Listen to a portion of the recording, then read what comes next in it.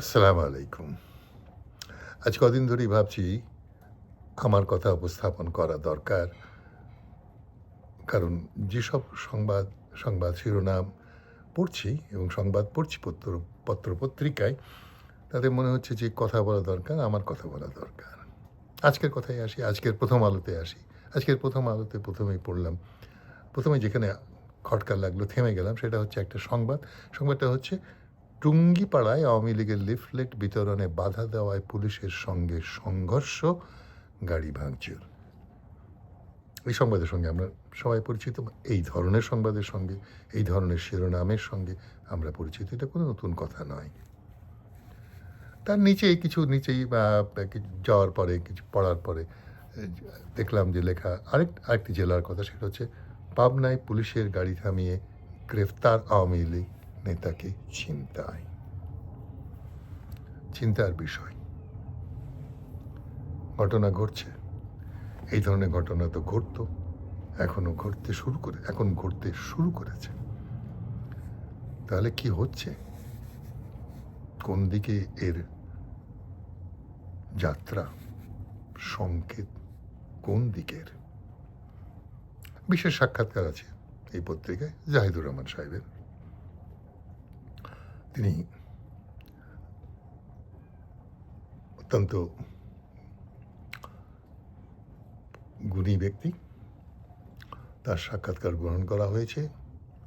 বিশেষ দায়িত্বে আছেন তিনি, এবং তিনি বিশেষ সাক্ষাৎকারে বলছেন যে সরকার আসলে সংখ্যাগরিষ্ঠের কাছে জনপ্রিয় থাকতে চায়। তিনি বলছেন সরকার আসলে সংখ্যাগরিষ্ঠের কাছে জনপ্রিয় থাকতে চায়। তাহলে প্রশ্নটা হচ্ছে, সংখ্যাগরিষ্ঠের কাছে কি এই সরকারের জনপ্রিয়তা কমে যাচ্ছে? সাবটেক্সট যদি বলি, মূল কথার ভেতরের কথায় যদি যাই, অন্তর্গত কথায় যদি যাই, অন্তর্গত মতামতের বিশ্লেষণে যদি যাই, তাহলে কি এটা বুঝবো যে এই সরকারের জনপ্রিয়তা ক্রমশ কমে যাচ্ছে, এবং সেই রকম একটা অভিশঙ্কা জাহিদুর রহমানের এই বিশেষ সাক্ষাৎকারে উঠে এসেছে? তাহলে চিন্তার বিষয়, ভাববার বিষয়। কেন এই সরকারের জনপ্রিয়তা কমে আসছে, এবং এই সরকারের জনপ্রিয়তা কমে গেলে জাতীয় ঐক্যের কি হবে?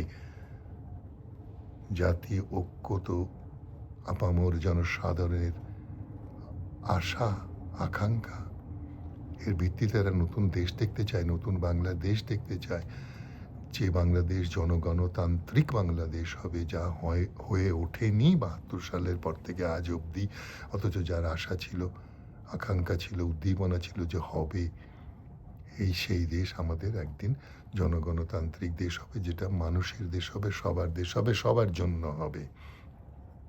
আইন থাকবে, শৃঙ্খলা থাকবে, আশা থাকবে, আকাঙ্ক্ষা থাকবে, উদ্দীপনা থাকবে, সব ক্ষেত্রে থাকবে। জীবনের সব ক্ষেত্রে, সরকারের সব ক্ষেত্রে মানুষের মর্যাদা থাকবে, স্বাধীনতার মর্যাদা থাকবে, স্বাধীন মানুষের মর্যাদা থাকবে।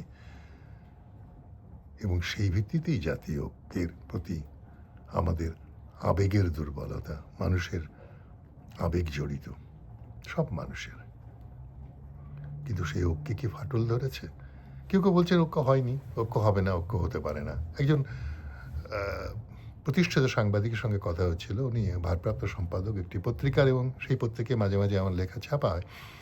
সেই সুবাদে একটি লেখা নিয়ে কথা বলছিলাম। তিনি বললেন আমাকে যে, ও সব ঐক্যের কথা বলবেন না, ঐক্য বলে কিছু নেই, ঐক্য হয়নি, হবে না, ঐক্য হতে পারে না, আপনি অন্য কিছু লিখুন, এইসব লিখবেন না।